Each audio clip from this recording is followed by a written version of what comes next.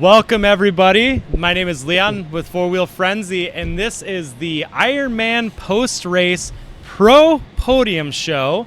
We have today Brandon Hoag with third place, Bryce Ford with second place, and shocker, Joel Hetrick won.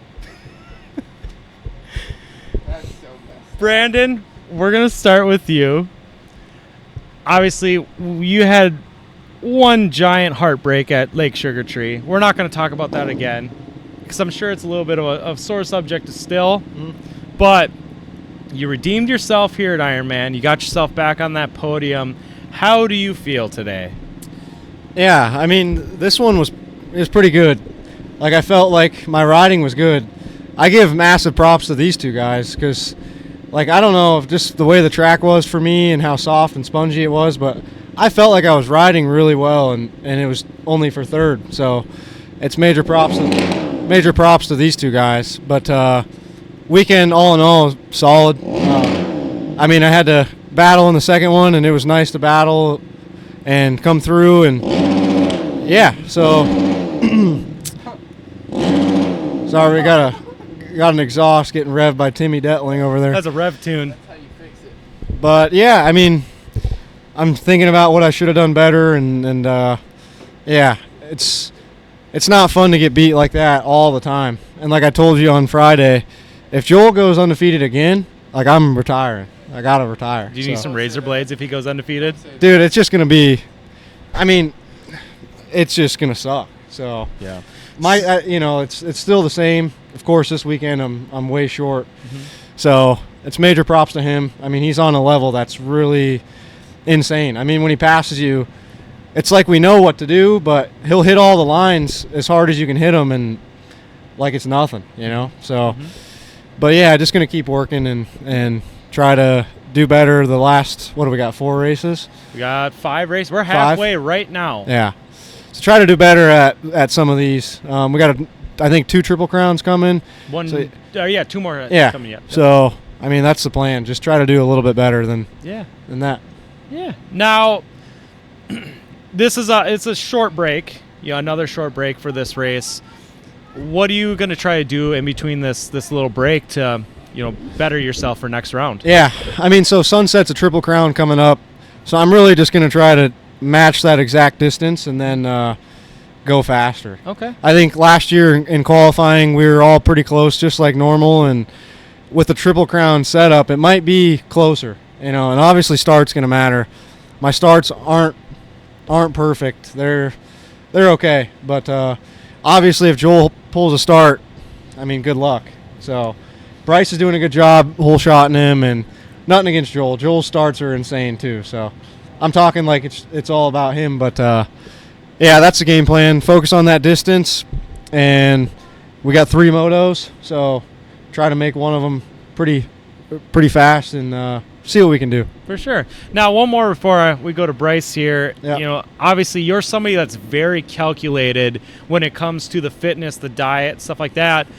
Are you going to do anything different in between, this week and a half to prepare yourself for the shorter moto format Triple Crowns? Well, like my training works in blocks, and like I'm going into VO2 max next. It really doesn't change anything though. I just have to pick up some VO2 because I've been doing so much aerobic and base. So probably a little bit of that, but that'll help more for the rest of the races. Okay. More so than like Sunset Ridge. All right. But yeah, my stuff works in like 4 to 6 week blocks, and we'll focus on one area, another area, and then yeah. So that's kind of how it works. Absolutely. Well, Yep. Thank you, Brandon. Thanks. Now, Bryce, second place today. You led part of the first moto. How was your day? Yeah, my day was pretty good. Qualifying this year, I've honestly struggled the last couple of years ever since I've really been on a Yamaha to just have the sheer speed that these guys have. Like, I'm telling you, I go like 110% in qualifying on my one lap. That's what I'm doing. It's super sketchy, but I'm trying my best, and it's just not enough out there. But, yeah, the motos were great. We all know all year. It's been really important to get a good start. I've said it multiple times, and I've really tried to work on that and put myself in the right place. And today we got 2 really good starts. The first one, we pulled the start. and Joel was buried. I kind of looked back probably 40 times like I always do and saw, he wasn't in second right away, which was great. Kind of took a bonehead line in the mechanics area. I went outside. I thought I was going to get hit, but it was close call. But, yeah, I led for 5 laps, which is great. While I was leading, I was trying to breathe and not gas myself out because I knew, the time's probably coming where we're going to see a guy with a red background with a number 1, and he's probably going to blow by us, but we're going to try our best. And, yeah, that's kind of what happened. But after the 5 laps I led, the roost was gnarly, and I just, tried to learn from Joel. I learned that he just holds it wide open everywhere, as we all know. And then the second moto, had a really good start, had a wheelie, and kind of had to let out and try to get the front wheels back on the ground, and it screwed me on pulling the start, but I got a really good start. Mason Jackson was in front of me and Joel as well, passed him, and, yeah, kind of just rode by myself for a minute, which is really challenging to do with the way everybody's riding. Like, Brandon, I would say, at the end of the moto kind of, had more intensity than me. I was just fell in a groove, and it's cool to see. Like, I wouldn't want to race if I wasn't getting beat by him and Brandon wasn't pushing me, and it's, it's cool to see we're similar age, and just, they're always there. Joel's always good. Brandon's always good, and I feel I've been doing pretty good with the consistency, so it's tough. It's important to, really lock in and focus and do a good race. Okay. Now, in that first moto, when you were in front and you knew that red number 1 guy was going to start creeping up on you, were you kind of riding that fine line where you're still in control, or did you find yourself kind of pushing it every once in a while? Honestly, I just rode a comfortable pace. Whenever you're riding for, 22, 24 minutes, it's honestly, when Monday comes around or even tomorrow, I want to be, at my own will, walking around. I want to, be able to probably go home soon and see my brother and what's going on there. So it's hard. I push, a comfortable intensity, which obviously isn't enough, but I push an intensity I feel is a really good intensity I can hit consistently, and that's what I do. I would love to give it a little bit more, and kind of when I started pro class, I would push really hard and gas myself out, but it looked a lot better because it wasn't just, getting past on the 3rd or 5th lap. It was later into the race, but then I would just fall back like crazy. But it was cool today.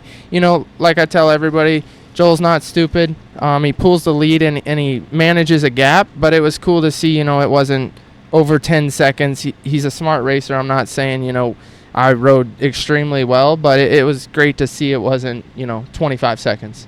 Mm-hmm. Now, obviously, Sunset going to be a Triple Crown.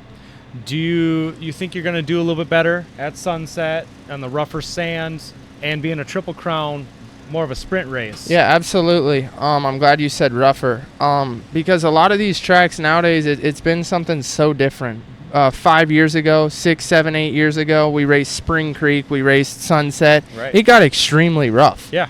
Like, I'm telling you, when I would be like, I was good in the 250 class and in other classes, and it was like you had to go fast, and I was a little intimidated to go fast because it was so rough. I would love to see these tracks, and it's unfortunate, but I think the position our sport's in, they don't rip it super deep because it's a lot of work. The dirt will be blown off the track, and they have to do an extreme prep job. But I would love to see, like this track, it got rougher than last year. Last year it was really smooth. This track was good this year. Did they change some things? I would love to see Godzilla, yeah. But Sunset's been smoother than previous years, so I'd love to see it get rough. But I think our sport's doing exciting things, like I said when we got done at Deckers. The Triple Crown's awesome. Yeah. It's kind of a really hard thing to last for 24 minutes in a moto. Regardless if I just started pro class or have been doing it for 5 years now, it's extremely tough. It's something that I try to get better with. But yeah, I'm excited for the Triple Crown. Hopefully Sunset gets rough, because I feel, some of these races, maybe I shouldn't get second at some of them, if the track was developed a little bit rougher and was a little bit better and you had to choose different lines. I feel like now you sit in one line and it doesn't get extremely rough, so you can just consistently hit that line. And I would love to see, Sunset get brutal like it used to be and really throw us for a loop. For sure, for sure. Now, also, the three of you are premier athletes. You're all in great shape. If this was me and I rode the 2 motos you guys rode, we wouldn't be talking right now. I'd be huffing and puffing at the trailer still. But at the end of the day, at a Triple Crown compared to the end of the day in just a normal 2-moto format, at the end of the day, do you feel a little more tired, a little more tasked with the triple? It's shorter motos, but it's one more moto with that compared to just 2 longer motos during the day? So I don't know exactly the answer on that yet. At Deckers, we did our first Triple Mark Baldwin Crown. needs a new muffler on that Yeah, Recon. he does. He needs an RP GoFundMe, pipe on that yeah. thing. But yeah, at Deckers, it was kind of hard. It's something completely new, so it's like your nerves. You don't really. Yeah, it's just all of it's new. I didn't know, how hard to push the bike. I didn't want to get a bunch of dirt on the radiator the first moto and then overheat the bike, and especially in that sand. Yeah, be pushing it for the second, third one. It was weird. It's definitely different, and I see Supercross, they tech 2 bikes, and the riders really give it their all. But yeah, maybe with some more Triple Crowns, I'll have a better answer. But it's honestly a lot. You ride at 2:04 or whatever, 12:30. Yeah, it was weird. It's a busy day. Yeah. Like you think it's less riding when you look at it's a shorter moto, but it's still a lot of riding. With 2 qualifiers, I think 1 qualifier and 1 practice session might be good. 2 qualifiers is gnarly with a Triple Crown, but all in all, I'm pumped for the Triple Crowns. I think it's cool that the champion of our sport, the guy who's better at the longer motos, was willing to agree with a Triple Crown, because I think that's some of the problems. Previous years, we've had guys in meetings want to do 35-minute motos, and it's like, if you look at a 20-minute moto, we all get gapped out. It's like, I get bored. I know the fans are getting bored. Yeah. So it's not that fun. The only nice thing about that, if it was a super long moto like that, is that in motocross you can see most of the track the whole time, so it's not as boring as someone going by every once in a while. We're not starting that. No, we're not. We're gonna skip over that. We're gonna skip over that. But yeah. But yeah, no. I think it's a great answer, and it would be really interesting to follow back on that as we get another Triple Crown under our belt. Because for all 3 of you, it's been a few years since you've stepped up from Pro-Am. So those shorter sprint motos haven't happened in a while. Yeah. I mean, I also just think, if you're a fan, you love seeing gate drops too. Like, think about the adrenaline you get when, like, you hear the RPM and seeing us. Yeah. You see us doing 3 gate drops, it's already better. Yeah. And then everyone loves to have, like, an ego about, let's do 35s. Like, for the fans, come on. Yeah. That's just not. Well, and to follow with that too, when it comes to hole shots, it's not just one of you 3 getting hole shots. We had Kevin Saar getting a hole shot last round. You never know who is going to all of a sudden sneak a start. And that's not only exciting for that rider, it's exciting for anybody that's here supporting that rider. Yeah, and lastly, like, for me, it was the funnest race. I think the Triple Crowns could be so fun because it's just different. I don't know. And that's just it. It's different. It was for a sport that's been the same for so long. Yeah. We see it in Supercross. We're implementing it here. It's fantastic to see something different. Yep. So, but Joel, we'll come down to you next. Oh, okay. Thank you. All right. Thank you. You won. You went 1-1 again today. How did you feel about the day? All in all. I felt after qualifying, I felt really good. I felt like I was riding the track really good. My machine was working great. There was some things that maybe I wanted to change to make it a little bit better, but it was just hard for me to do that after you qualify so good. You don't want to make changes that you don't have another chance of riding. So kind of stuck with what we had, and obviously it worked out at the end of the day. But Moto 1, man, I butchered the start so freaking bad that I don't even really know what happened. I would say it was probably me holding the clutch in. I used my launch control, and launch control didn't work for me today. And sometimes it doesn't, but it worked at Echecani off the grates, phenomenal. But today, having the feel of the bike and the full power that I needed. Obviously, Moto 2 was a lot better. I pulled the whole shot. So, but Moto 1, going back to that, after I come around, I think I was in P7, P6. Lap 1, I was in P6. I know that for a fact. And then it was interesting, man. It felt like I was back there for a lot longer than I was. That was going to be my next question, too. It seemed like it took you a little bit longer, this race. Yeah. I mean, I went through guys that are very fast. You know, I didn't just have to go through, you know, some guys that maybe aren't on the same level right now. I went through Chad Weenan, Jeffrey, Mason, Brandon, and then Bryce. So the race took me longer to get to the front than I've had all year, obviously, or maybe in the past 2 years. But they were riding really good, and until I opened up some new lines and found, you know, kind of hit my strides when I got some free track and opened up my lines. The lines I had, I mean, you can ask these guys because they started taking them. Those lines were good, and those lines were not used all day until I used them. I felt like. I might be wrong on that, but when I opened up top, up there after the triple, left-hander, I mean, I slung around that outside so fast, dude. It felt so good. I don't know who I passed there. I thought I left the parking brake on. Oh, well, it must have been Bryce I passed there. But it seriously, we didn't know that was going to be that line. Ian's over there saying he told me that line. Give him credit. So we'll give him credit. And, you know, there's another line, too. I'll give credit to Cody Houghton. Cody had raced Pro Sport. Wait, your janitor gave you a line? Yeah, he tries to all the time. We don't normally listen to him, but he did really good. He did really good this time. So give him props for that. Ian hit a line. And then, you know, another line I had up here, what Cody said, I passed someone around the outside before the finish. And I was like, wow, I never hit that line. So I don't know who I got there. I got you there. I drove around the outside of him. I literally just hit the line, drove around him. But that's the line because we rode the inside every qualifier lap, I guarantee it.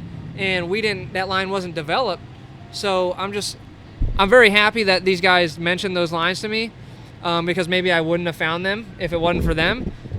But I feel like sometimes when the track gets like that and I get in a position, I'll make some lines, I'll make some new lines, I'll make it work. And I did, and it felt good. It was great to race with everybody.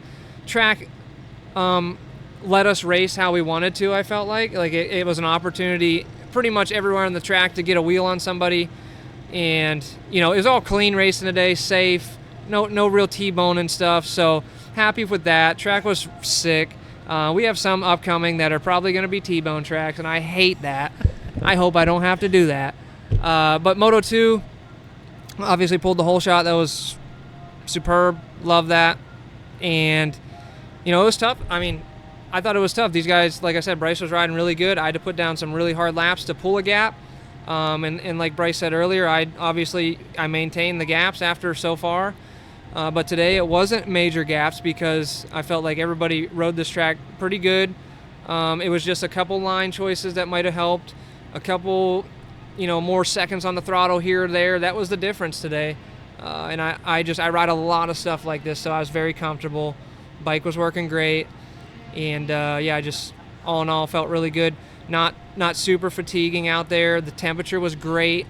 Hoag's talking about whatever he's talking about. I do his training, so I'm not looking forward to that coming up. Sounds hard. He'll be in shape. I'll be in shape, though. You know, the guy's training me and racing me.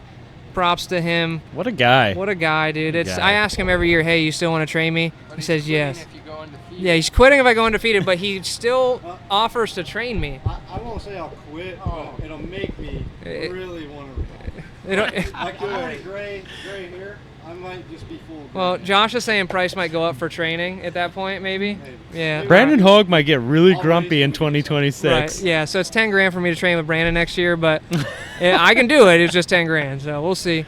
Nah, for my day, obviously kick ass. I had a great time. I loved racing with everybody.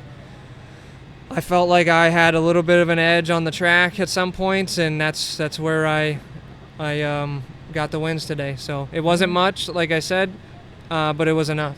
All right. Well, I will tell you right now, congratulations. Thank you. However, I'm going to expose you right now. Sweet. And just show that Joel Hetrick doesn't always piss excellence. Mm-hmm. You were tardy to the Right? second qualifier. No, it was first qualifier. Was Wasn't it first? I think it was Yeah, second no, it was qualifier. first. I think it was the It's the second first time one. on the track because the shock wasn't right. Oh, what the hell? So What we had happened? changed the shock in 7 minutes so I can get down there before 10 o'clock. But we just had to make it right. If you race ATVs, don't be like Joel and be late to the gates. I made it count at the motos. That's all that mattered. You got to be there 20 minutes before I was there. I just wasn't there for qualifying. But all in all, shocks worked phenomenal after that. Dialed in. Just had to make the change. Had to make the change before we got there. Is that a shout out to Elko right now? A little bit of a shout out because I feel like, I kind of said my shot wasn't great, but it was great. I needed to change it before I went down there. So that's what we did. You better clip that and send it to Jay. Clip it. Clip and send it to Jay. You'll clip that for you, Jay. Now, Bryce and Brandon. This man's got to be stopped. Is Sunset going to be the race? Yo, you already said that he was done, Bryce. Brandon, are you going to be the one? Is this going to be you? I mean, I think it's on you now. Yeah, it's up to you. It's, I do believe you got to speak it into existence, right? You hear that all the time. So And he's with Phoenix Racing, Mhm. but you are the Phoenix. You rose from the ashes. So, come on. I get what you're putting down. Come on. No, I mean, it's just, if I'm going to sit here and say I'm not going to beat the guy ever, then there's no point. So I think you got to speak it that way. I'm not saying it's a specific round. I'm not saying it's a specific track. It's just maybe I put a good race on. Maybe Bryce puts a good race on, Last year, like Pleasure Valley, Joel beat me, but it was 2 seconds. Something like that's nice, Right. At one point, I was on him. So, like, it's doable, man. It's not, like, impossible. This guy he's human, but it's just when you watch, he's very good at every single thing. We have weaknesses. Like these flat turns, they're basic turns. And I'll feel like I'm hitting him perfect, and he can gap me a second in a flat turn. It's just stuff that little things he does is always, like, a little bit better. And takes a lot of practice.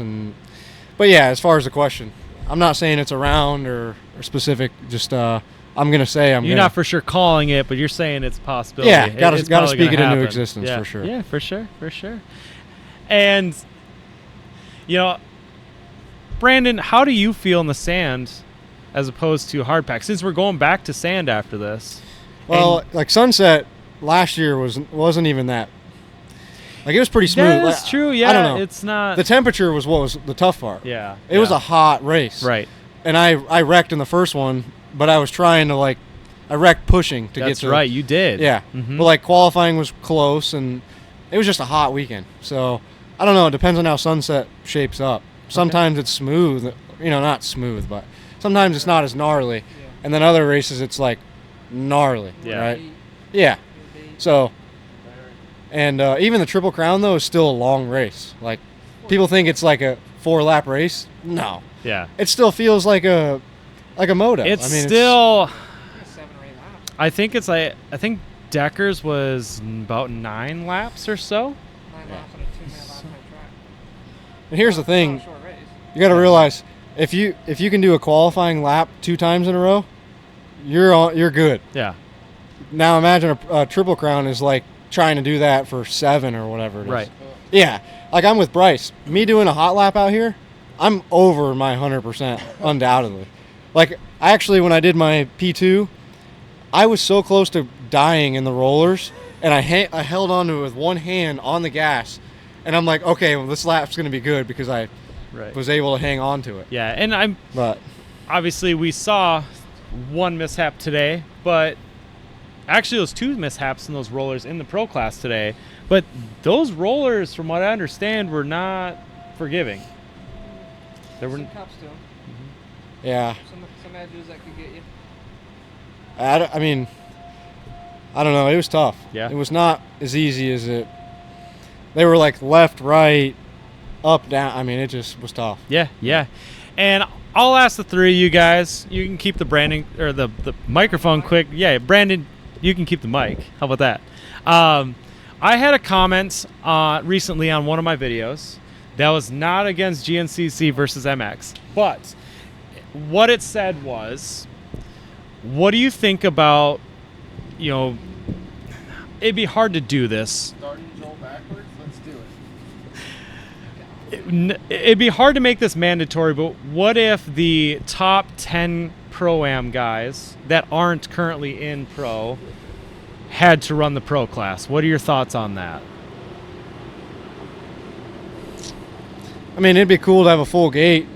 And then some. Like, I think the qualifying to get in would be cool, and then the rest go home or don't race. But like, I would probably be for it, just for that 20 gate class. Mm-hmm. But at the same time, some of them are, I wouldn't say they're quite ready, so it's tough. Mm-hmm. Mm-hmm. But I'm all about participation, so I guess I'd probably be for it. I want the class full. And you never know, it might help get some of those riders gain speed quicker. Yeah.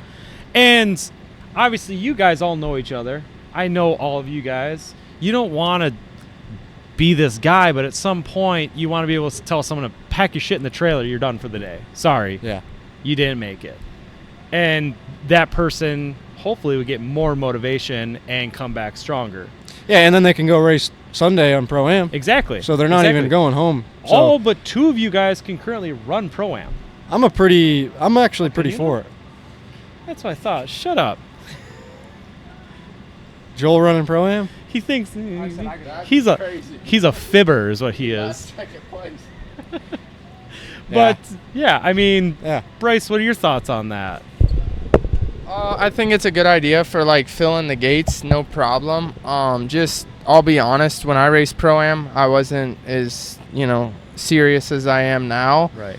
And Well, you did a couple Pro-Ams. Was that last year or 2 yeah, years ago? no, like 3 now, but that was Was the it? worst idea Seemed ever. like yesterday. Yeah, I could wake. I thought it was last I year, would too. wake up Sunday and could barely move. Like, it was Yeah. not a good idea. It sounded good to everybody else except for me, but I'm gonna be honest. I'm all for it. Like, if there's 25 people, even back rower, they send them.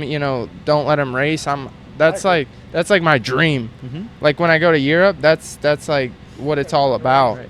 You're not for it, Joel? But I'll tell you in a second. But I just don't want to see people like go out there for a 25-minute moto that cannot, complete the whole Pro-Am moto and get hurt. Or you have, situations where people don't really know the etiquette of the faster guys, and then you have, let's just say, one of the top 5 guys get, land on someone or something goes wrong there. You want people that are serious, but I mean, to get the gate full, I'm all for it. Whatever. If we have to go to Walmart and, let people ride the practice bikes We or gotta have whatever. some quality of riding. Yeah, but I mean, I'm all for a full gate. So I don't want to speak on the other part because I don't, know the logistics behind every single aspect. But I think pro class is pretty expensive, so that's another thing that sucks. Like, It's true. But this whole series is expensive. no, absolutely. I agree. I think we put a lot into it, and I would love to see them give people a little bit more, but I race some other series and they don't really give much out either. They want to take, but yeah, I don't know. I'm whatever you guys want. If we want 25 people, let's run it. If we don't, let's just stay with 6. I don't think it's we are 15. calling the shots either way. No, I don't think so either. Joel, let's hear your thoughts on All this. right. Here we go. He's winding up. What's up? So, how many riders you want on the gate? You want 20 riders on the gate? I want more than 20 riders. At least 22. at least 22. At least 22. Okay, so we race quad cross with A lot. 30. 30 or more. But the races are 30 minutes. So you can kind of navigate through that many people in 30 minutes, no big deal. You got 25 guys and 10 of them, because that would be 10 more that are not pro level. Let's say 5 guys from Pro-Am right now are pro level. Maybe. For 15 minutes. Maybe. It's just, dude, I don't want to see people go to pro and then be like, wow, I can't do it. I can't make it. I'm going to go home and never race again. Like, that could really take some wind out of people's sails. It could, but maybe for some guys, they'd stride at a longer moto. So at the end of the moto, for a Pro-Am guy that, had a bad start and he strides at the end, maybe he does great. But personally, 20 guys on the gate, I would love it. 25 guys on the gate, I wouldn't love that.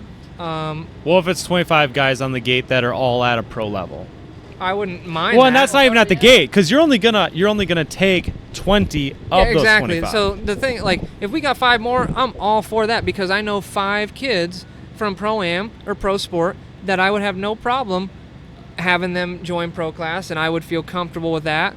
Like, we had Tyler Marlin today. He is a Pro-Am guy. He jumped in. He understood track etiquette, and he got out of the way. He rode his race, and that was it.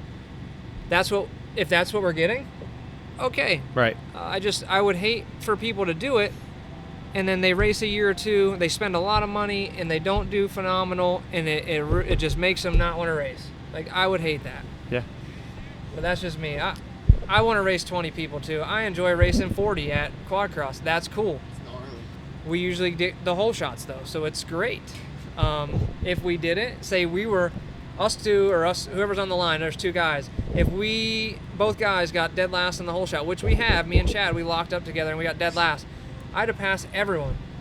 When you're passing everyone, that their skill levels are here and here, yes. It gets a little dangerous to maneuver the pack, and you can make a move that's a move that you normally make, and then boom, you get clipped, or you land on a guy because he crosses where you're didn't like, hold his line. Yeah. So I just would hate to come around and have to navigate through people that are in a race, but are not in the race, that I'm in, and they're trying to race, but they're not really moving out of the way.